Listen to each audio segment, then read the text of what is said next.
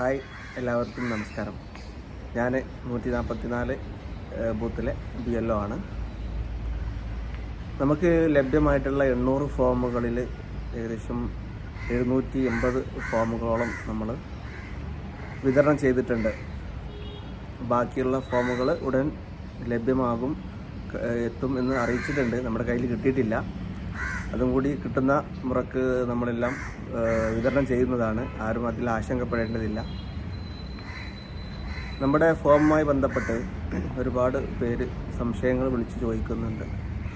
അപ്പോൾ സ്ഥിരമായിട്ട് ചോദിക്കുന്ന ചില ചോദ്യങ്ങൾക്കുള്ള ഉത്തരമാണ് ഈ വീഡിയോയിലൂടെ ഞാൻ നൽകുന്നത്. അതിൽ ഏറ്റവും ആദ്യം എല്ലാവരും ചോദിക്കുന്നത് ഫോട്ടോ നിർബന്ധമുണ്ടോ എന്നുള്ള കാര്യമാണ്. ഫോട്ടോ നിർബന്ധമില്ല എന്നാണ് അറിയിച്ചിട്ടുള്ളത്. എന്നാൽ നമ്മുടെ കയ്യിൽ ഫോട്ടോ ഉണ്ടെങ്കിൽ അത് ഒട്ടിച്ചാൽ നല്ലതാണ്. കാരണം നമ്മുടെ ഭാവിയിലേക്കുള്ള ഒരു പ്രൂഫായിട്ടാണ് നമ്മളിതിനെ കണക്കാക്കുന്നത്. 2002 ശേഷം നമുക്ക് ഒരു ഐഡൻറ്റിറ്റി ആയിട്ട്, ഏറ്റവും പരമപ്രധാനമായിട്ടുള്ള ഒരു ഐഡൻറ്റിറ്റി ആയിട്ടാണ് നമ്മുടെ ഈ ഫോമിനെ കണക്കാക്കുന്നത്. അപ്പോൾ ഫോട്ടോ ഉള്ളവരൊക്കെ അത് ഒട്ടിക്കുന്നത് നല്ലതാണ്.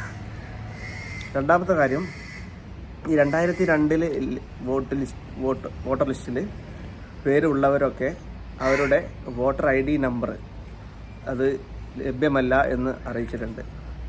അത് കയ്യിലില്ലാത്തവർ അത് നൽകൽ നിർബന്ധമില്ല, എഴുതൽ നിർബന്ധമില്ല. അതിനാൽ എപ്പിക് നമ്പർ ഇല്ലാത്തവർ ആശങ്കപ്പെടേണ്ടതില്ല. 2002 എപ്പിക് നമ്പർ ഇല്ലാത്തവർ ആ കോളം ഒഴിച്ചിട്ടാൽ മതി, ഒന്നും എഴുതേണ്ടതില്ല. പിന്നെ സ്ഥിരമായിട്ട് ചോദിക്കുന്ന മറ്റൊരു ചോദ്യം, നിയമസഭാ മണ്ഡലത്തിൻ്റെ പേര്. ഇന്ന് തിരുരങ്ങാടി മണ്ഡലം ആയി അറിയപ്പെടുന്നത്, പണ്ട് അത് താനൂർ മണ്ഡലമായിരുന്നു. അപ്പോൾ 2002 ഡാറ്റ ഫില്ല് ചെയ്യുമ്പോൾ നിയമസഭാ മണ്ഡലത്തിൻ്റെ പേരായിട്ട് നിങ്ങൾ നൽകേണ്ടത് താനൂർ എന്നാണ്. അതുപോലെ നിയമസഭാ മണ്ഡലത്തിൻ്റെ നമ്പർ 037 037 എന്നാണ് എഴുതേണ്ടത്. 037. അതുപോലെ 2002 വോട്ടർ പട്ടികയിൽ ഉൾപ്പെട്ട ഏത് ഭാഗമായിരുന്നു, 2002 ഏത് ഭാഗത്ത്, അതായത് ഭാഗ നമ്പർ ഉദ്ദേശിച്ചത് നിങ്ങളുടെ ബൂത്ത് നമ്പറാണ്.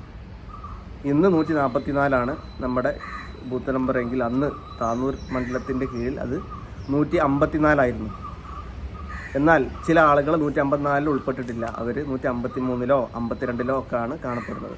അപ്പോൾ നിങ്ങൾ ചെയ്യേണ്ടത് 2002 ലിസ്റ്റിൽ നിങ്ങൾ പേരുള്ളവരാണെങ്കിൽ അത് ഏത് ബൂത്തിലാണ് ഉൾപ്പെട്ടിട്ടുള്ളത് നിങ്ങൾ കൺഫേം ആക്കണം. ഇപ്പോൾ 154 53 ഓരോ ബൂത്തിലെയും വോട്ടർ ലിസ്റ്റ് ഇന്ന് അവൈലബിൾ ആണ്.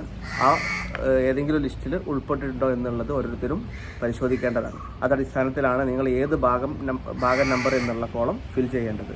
95% ആളുകളും 154 എന്നുള്ള ഭാഗ നമ്പറിലാണ് ഉൾപ്പെട്ടിട്ടുള്ളത്. അപ്പോൾ അവിടെ എഴുതേണ്ടത് 154 എന്നാണ്.